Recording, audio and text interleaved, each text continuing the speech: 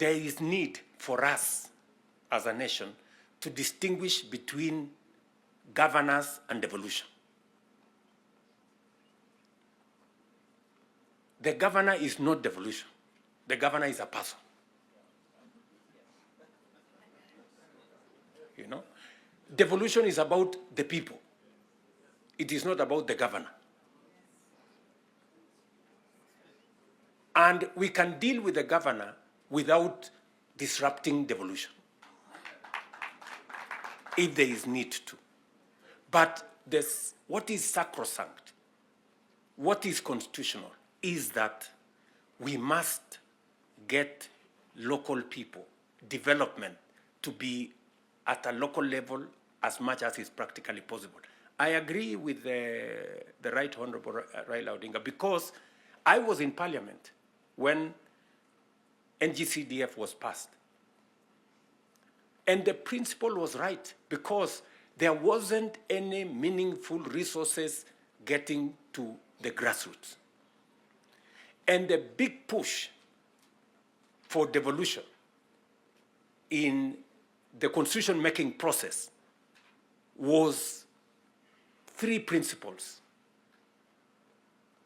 making sure that resources get to the grassroots, making sure that there is representation at the grassroots, and making sure that accountability is also at the grassroots.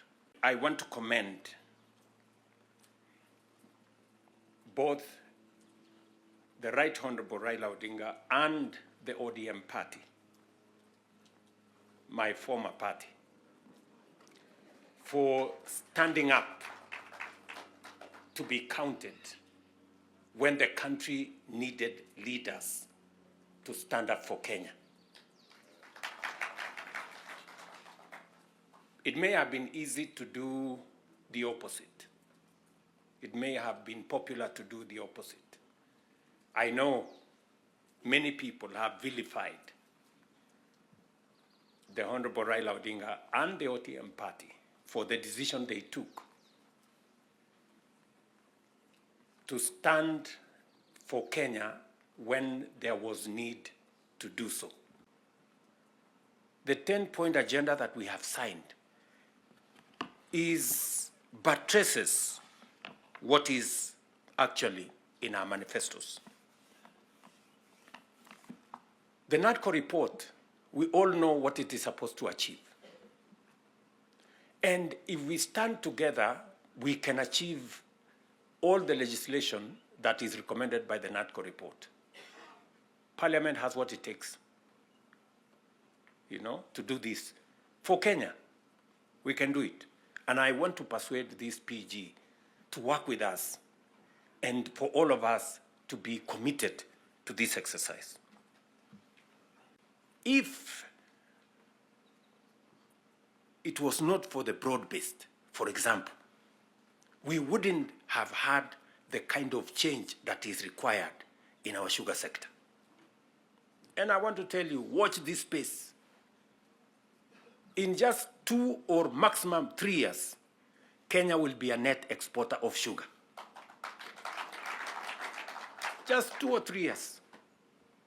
This country, which perennially we have been looking for safeguards from COMESA. Every year, we are looking for safeguards from COMESA. We are spending public money to go and pay for sugar, to go and pay for farmers, to go and pay for workers who don't work for government, just because we couldn't bite the bullet and tell the crooks there to get out. Now we have told them to leave. And I want to promise you, I want you to hold me to it. We are going to change the sugar sector. We are going to change the coffee sector. You have already seen what is going on in coffee. There is still a little bit of pushback, but we will deal with it. Out of the 5 people who have become presidents in Kenya, I am one of them. I don't take it for granted, and I don't take it lightly that God has given me an opportunity to be one of the 5 Kenyans who have had the opportunity to lead this country. And I must say this to us as leaders that a nation, the progress, the destiny of a nation is decided by leaders.